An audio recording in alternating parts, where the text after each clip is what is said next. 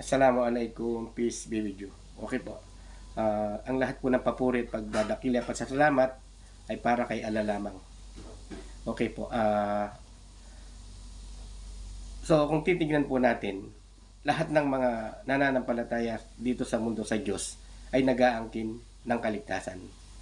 So wag na po tayong lumayo, no? So tatlong relihiyon na lang po ang pag-uusapan natin ngayon.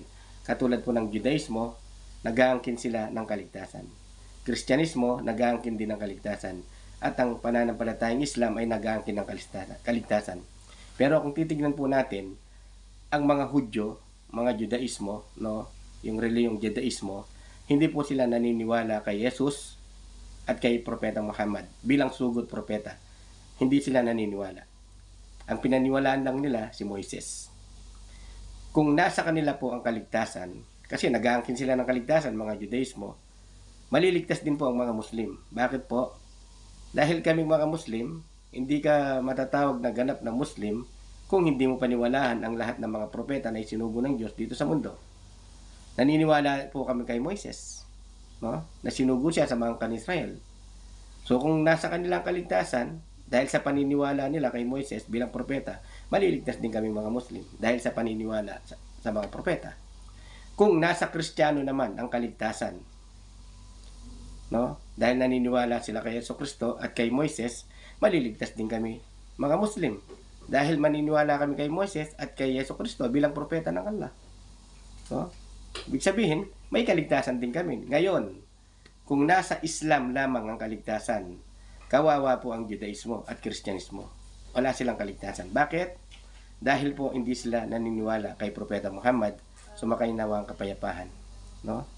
So, kailangan paniwalaan po natin lahat ang mga propeta upang maging panatag tayo sa ating kaligtasan, upang makastiyak o makasiguro tayo sa kaligtasan.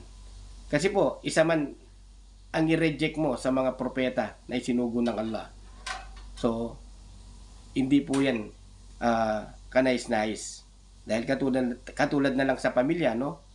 Halimbawa, siyam kayong magkakapatid, i-reject mo yung isa mong kapatid, magagalit din yung nanay mo at tatay mo. No? Kasi lahat kayo anak ng tatay mo at nanay mo, tapos i-reject mo yung isa mong kapatid, magagalit din yung mga magulang natin. So ganyan din ang Allah, no? Nagsugo siya ng mga propeta. So kailangan paniwalaan lahat 'yon. Isa man ang i-reject mo, hindi mo paniwalaan. So hindi po katanggap-tanggap 'yon sa ating tagapaglikha na si Allah. So kaya po ang Islam napaka very safe pagdating sa tinatawag na kaligtasan. So kailangan paniwalaan lahat ng mga propeta upang makatiyak tayo sa ating kaligtasan. So ang mga propetang ito, iisa ang mensahe nila na sambahin lamang ang nag-iisang Diyos na si Allah subhanahu wa ta'ala.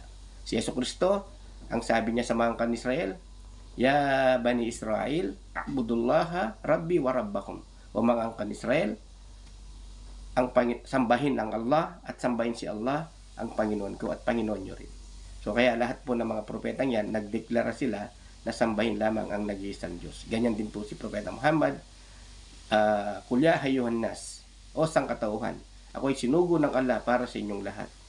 La ilaha illa huwa. Wala nang ibang Diyos maliban kay Allah.